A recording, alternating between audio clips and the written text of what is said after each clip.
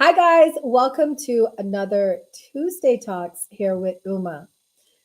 If you are new to my channel, welcome in. Don't forget to hit the like and subscribe if you must. This is the Lotus Lounge, and I am Uma, the CEO of the Lotus and the Light Metaphysical Center located in Northern Virginia. Welcome to my YouTube channel. On Tuesdays, I like to do a little talk that approaches different topics that might interest you. Sometimes it's personal development, sometimes it's spiritual development, sometimes it's about love and relationships. Today, we are looking at our careers. And our topic for today, the courage to create, defending your brand and niche fearlessly. So, if you have any questions at all about work, career, brand, niche, this is the place to talk about it. Feel free to ask me throughout my talk or wait until the end to ask me. So, I actually wrote a blog this week focusing about this because I was giving 5 tips on how to courageously defend your brand. And for the purpose of my blog, I was just more like looking at how we show up in the world, you know? But me being an entrepreneur, I realized that the way I show up in the world is directly linked to the way I run my business. And I found that a lot of people are struggling with their own businesses or having their own brand. And I said, why don't I just do a talk about that? You know, how you can show up for yourself and then also your brand. So we're going to get into that. In today's fast paced world, building a unique brand and carving out your niche can sometimes feel daunting. As an entrepreneur over the past 15 years, I had to learn how to cultivate the courage to create a brand that authentically represented me and also fearlessly defending it in a crowded and somewhat hostile marketplace. Trust me, it wasn't easy. Despite my career field in loving spirituality, it was quite ruthless, competitive, and cutthroat. I had to learn how to embrace my individuality, silence self doubt, and walk my own path. Because trust me when I say everybody was doing the group thing. It was hard and lonely at times, but I persevered. And today I want to share with you these 5 tips for those of you that are thinking about branding out, making your own career, or just wanting some tips on how you can show your brand in your personal life. I want you to discover strategies to build a brand rooted in your personal values and passions while staying resilient in the face of setbacks, because setbacks will happen. You have to learn how to confidently step into your power and create a brand that stands out and endures. I always say to people that to be a business owner and an entrepreneur, you have to be your biggest cheerleader. You can't have somebody else out there cheering you on and you're not doing the same for yourself. You have to know how to be your biggest cheerleader. And really and truly, what I mean by that is you got to love yourself 24/7, because the kind of work that I do, I've had to be online for a major, major part of my career. And people can be really cruel. So if you have low self esteem, these people can get to you. But if you really care about yourself and your brand and what you're doing, it'll just be more annoying than anything else. Hi, Tio. I'm so glad you're over here. Thank you for watching me on YouTube. Don't forget to hit that like and subscribe. It's cool here. So if anybody's that's watching me live on TikTok or Meet Me and you want to come to my YouTube channel to help blow it up, my channel on YouTube is The Lotus and the Light. So feel free to come over and chat with me on YouTube. Okay, so let's get into these tips I want to share with you guys. The first thing is you need to understand the importance of having courage in your branding. If you're going to do this, you got to do this. You have to be in the mindset to do this. There's no turning back, no halfway point. You have to have that all or nothing attitude. So there's several things you need to keep in mind. And this is even before we start talking about your branding, right? You have to overcome the fear of failing and the fear of judgment, because you being an entrepreneur, that is going to be key. You're going to fail at times and you're going to be judged a million times. So if you have a fear of failing and a fear of people judging you, being an entrepreneur is not for you. Remember, Thomas Edison tried and failed 10,000 times before he perfected the light bulb. It comes down to your mindset. And Thomas Edison knew that, because when you hear how he approached that, when people asked him, did it bother you that you failed 10,000 times? This is what he said. I have not failed 10,000 times. I've successfully found 10,000 ways that will not work. That's the kind of energy you have to have. Okay? You have to learn to reframe the way things are to see it the way you want to see it. Now, for some of you, you might be thinking about a relationship. Please don't do that, okay? Because with a relationship, that involves another person and they have free will. So if they don't want to be with you, they don't want to be with you. But with a business, you can absolutely do the reframe. You got to also be bold. I did not gain my followers, my fans over 15 years by being quiet or hiding. I spoke my mind.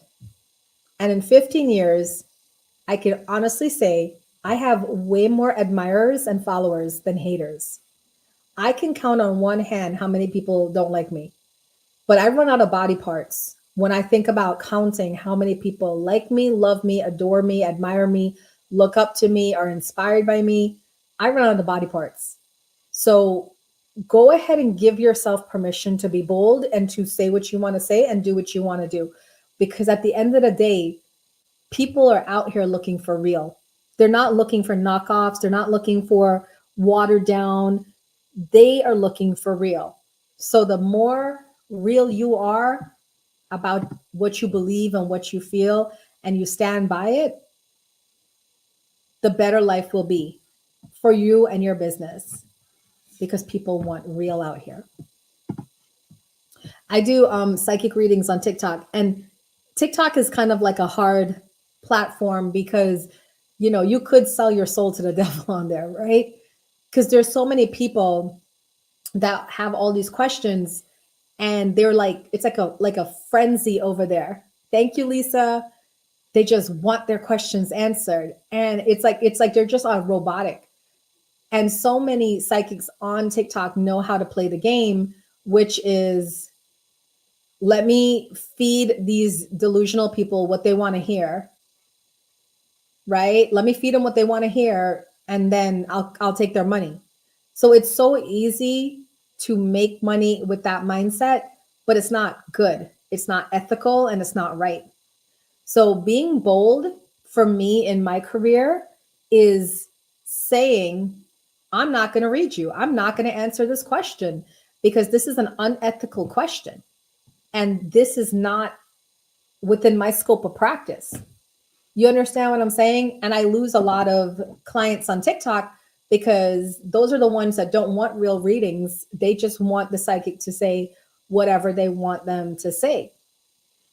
And I can't do that. I can't do that because my brand is everything important to me. And that's why I wanted to do this talk here today, because my aunt told me this a long time ago. She said, if you don't stand for something, you will fall for anything. And it's just not that important to me to make money and lose my soul, you know? So could I be more popular on TikTok? Sure, because I'm a darn good psychic. I'm a darn good reader. But will I be more popular on TikTok? No, because I don't want to just sit here and tell people what they want to hear. I want to tell them the truth. So being bold is needed when you're creating your brand. And you have to have something you believe in and something you stand by. I personally don't do pregnancy readings wherever I'm at. When people are asking me pregnancy related questions, I don't do it because when you look at the way psychics operate, we have a scope of practice that we operate in, right? And ethically, unless you are trained as a medical intuitive, you should not be out here giving health readings. And I know about the medical intuition program because I took a class. I took 2 classes with 2 very famous medical intuitives, Carolyn Mace and Dr. Norman Shealy, one of them. And I forgot the other one's name, but if I see it, I would remember it. And in taking those 2 beginner classes, I was like, this is not for me. Because even though I can do like medical readings, because I've done it before for my clients, I just felt this was not the road I wanted to go down. So ever since I took those classes and realized I'm not a medical intuitive, I don't want to be, I stopped doing medical readings. And I stand by that. And you would not believe how many people on TikTok want to know if they're pregnant. And I just don't feel that's any psychic's place to be telling them or giving them medical advice. You could go to jail for that. You can go to court for that. But a lot of psychics aren't doing things ethically. You have to be you, and your brand reflects who you are. You're not here to sell to everyone. So stop being likable for everyone. Even if you were likable for everyone, by the way, you still wouldn't be accepted by all. You didn't think Mahatma Gandhi or Mother Teresa didn't have haters? Mahatma Gandhi was assassinated, right? So be free to be bold, to do things your way. You will attract to you those who are attracted to you and to your vibe.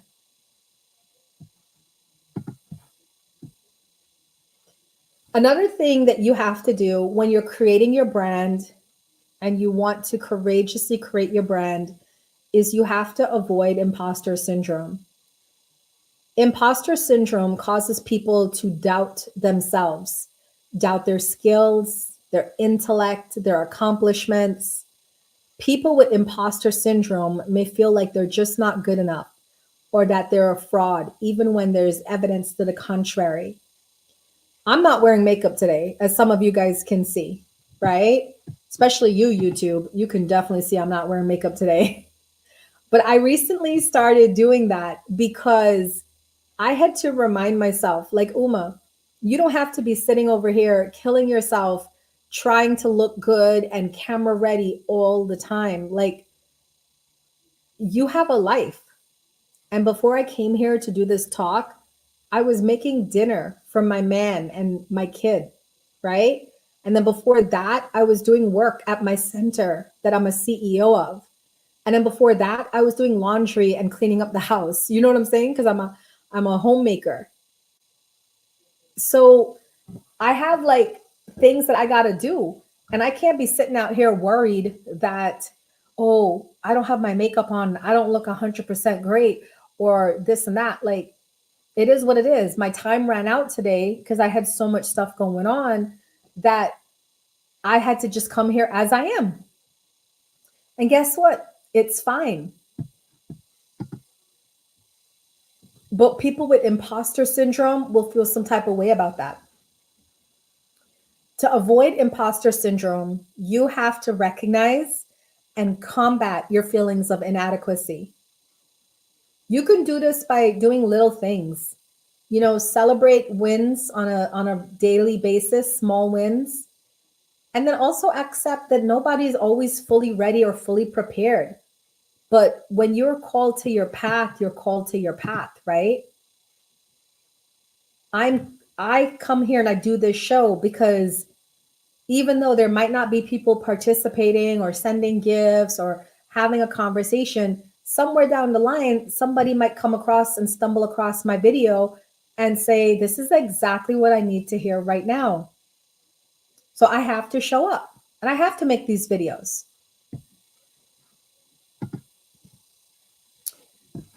All right.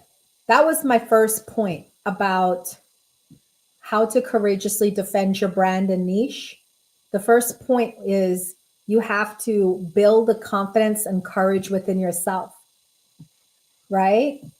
Number two, authenticate your vision and your voice. You have to find your unique voice and niche because copying others will not work. Finding your unique voice will propel you into greatness. So, how do you do that? Well, define what makes you you and your message unique. So for me, I know that I'm bold, sassy, funny, and thoughtfully provocative. I have a mouth on me, and you can see it the most on Meet Me. If somebody comes at me sideways, you know what I'm saying? And it's not a featured stream and it's late night, you're going to get a snapback that could just ice you in your boots. I know this about me that I have a mouth on me and I'm sassy and I'm bold and I can do a quick clap back, right? But I also know that I'm spiritual and mystical and sensitive. There's times when I speak and people get really quiet because they can feel every word that I'm saying. And that's because I'm a channeler. So when I connect to the divine and I bring that out, it gets very, very eerily still because people can feel the divine there. Now, these are all different aspects of me. And that's why when I do my marketing to promote my business, you will see those two sides in my marketing. The bold, sassy, funny, right? Part of me. And then the quiet, spiritual, demure, right? Videos or posts. You can definitely see the two sides of me. But guess what? A lot of people would say, well, Uma, don't do that, right?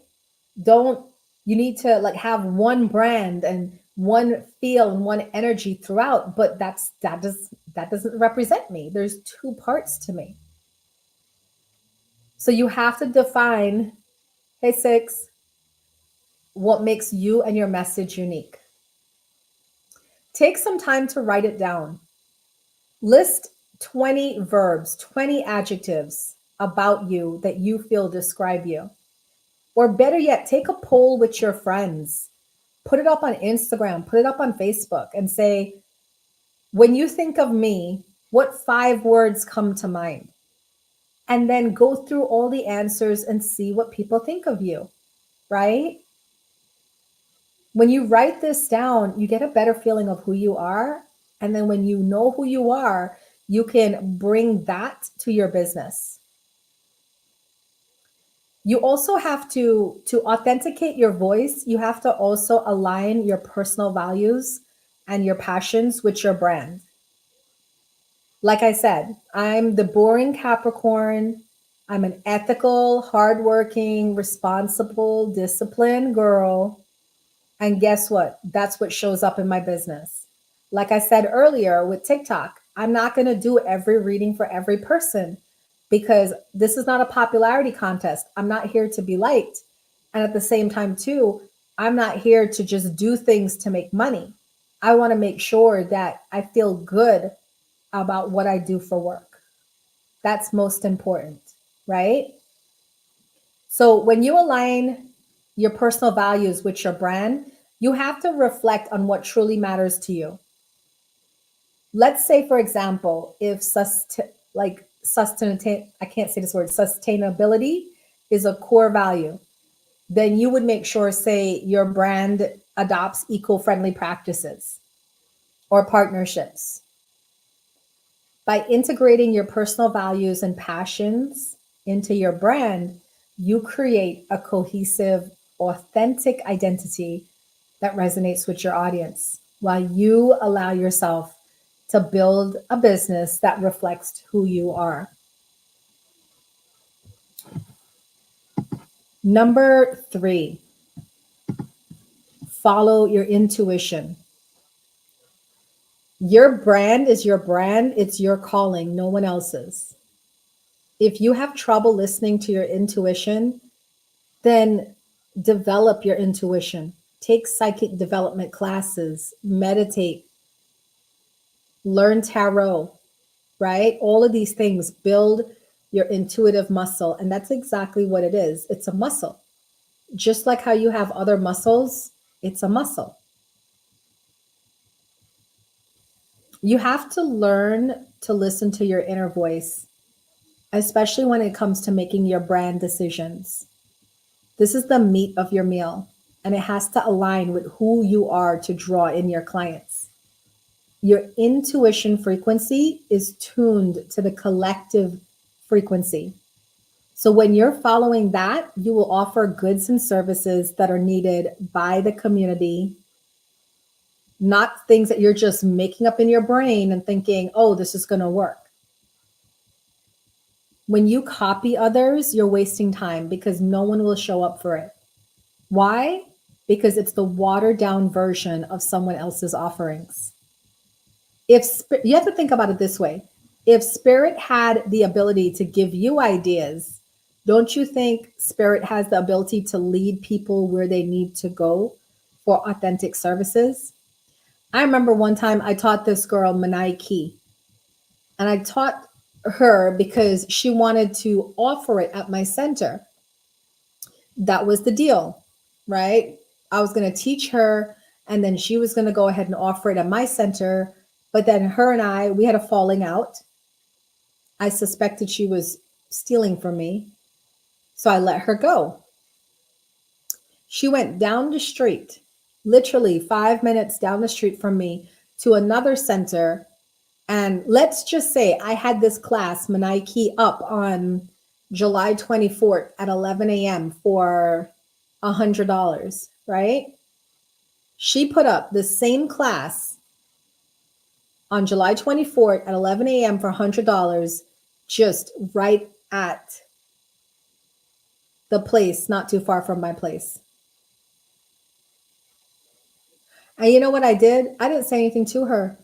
I just said, okay, I took my class down. Took my class down and put it up for a month later. She had to eventually cancel her class because no one came.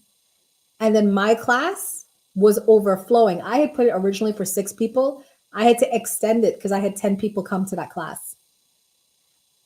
And I was like out of my mind, going sleepy because I was tired of giving attunements in that class. We had so many people. But that's the way energy works. When something is for you, it's for you. When it's not for you, it's a watered down version. So if you're going to have a business, you have to learn to follow your intuition. That's why a lot of what I do at my center is I offer intuitive development classes. But I don't call it intuitive development. It's the classes that I offer, like the tarot class coming up this October. It's not called intuitive development, but everybody knows once you start learning how to read cards, you're building your intuition, right? So those are the 3 points so far. I'm giving 5 tips how to courageously create and defend your brand, whether it's your personal brand in life or your professional brand in your business.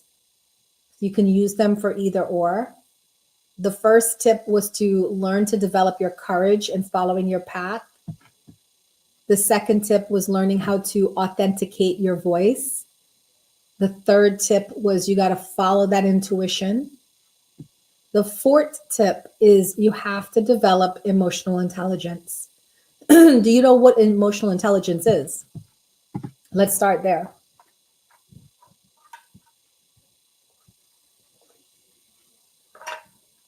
Well, emotional intelligence is the ability to understand use, and manage your own emotions, as well as understand and influence the emotions of others.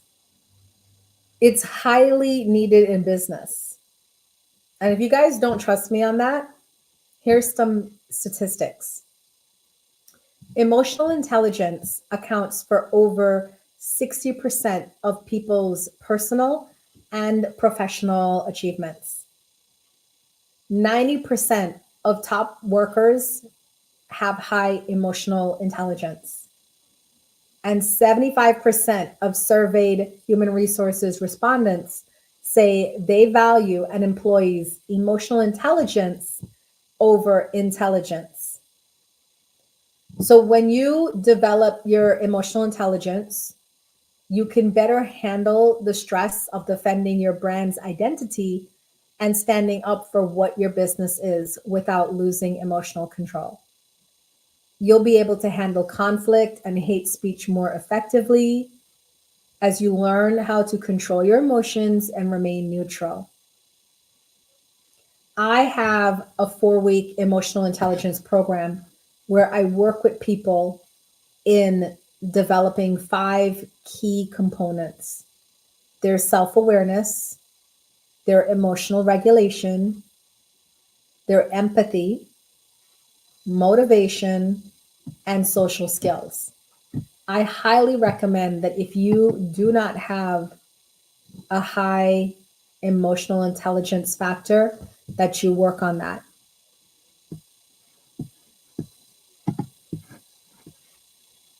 And finally, my last point, the power of persistence. You have to persistently show up for your work no matter what. What does being persistent look like? What does it mean to be persistent?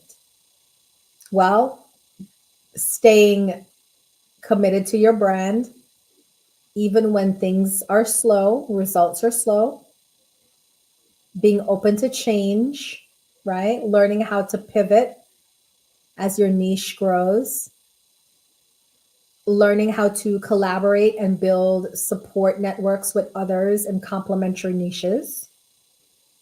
Community fosters courage and confidence in your work, especially when you see others facing the same issues as you. Handling setbacks and rejections, it's just part of the process. So you can't allow yourself to fall apart when things don't go your way. You have to learn how to pick yourself up and redirect that energy.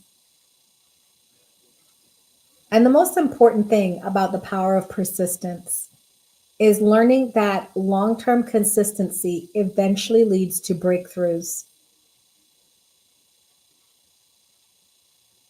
To do what you love for work is the best feeling in the world. The reason why I do what I do is because it's my sincere desire for everyone to have a happy work life that balances with a contented personal life. So I'm hoping that my tips that I shared here today will help those of you that are looking to courageously step out and defend your brand. Remember, when you offer it, they will come. You have a whole community out there waiting for your service, waiting for your products, for whatever it is that you're offering, right? You just got to learn how to put the light on and welcome them in. All right, so I'm done with my talk. If you guys have any comments or questions, let me know. I just want to remind you guys again that I have several programs where if you are looking to build yourself, your personal development, your career development, your psychic development, I have several programs available. And 2 of the big ones that are coming up right now are my Tarot Foundations course is going to be Sunday, October 20th. You can click my links to find out more about that. I really advocate for people to learn tarot because once you learn to read the cards for yourself, you learn how to develop your intuition. And like I just said, I did a whole talk about it, your intuition. is the most important thing that you need. And the other program I have coming up is the emotional intelligence program in October. Sorry, we're in October. I have a 50% discount for the first two people to sign up for either the online emotional intelligence program or the in-person emotional intelligence program, because I have two. And I really, really recommend that, because you have to have emotional intelligence in this world to not get triggered or not let your emotions get the best of you, because that's like the worst thing. So I just want to thank you guys so much for coming in. I appreciate it. And I do hope that you guys take into consideration what I shared here today and you put it into play. You know, go out there and courageously defend your brand.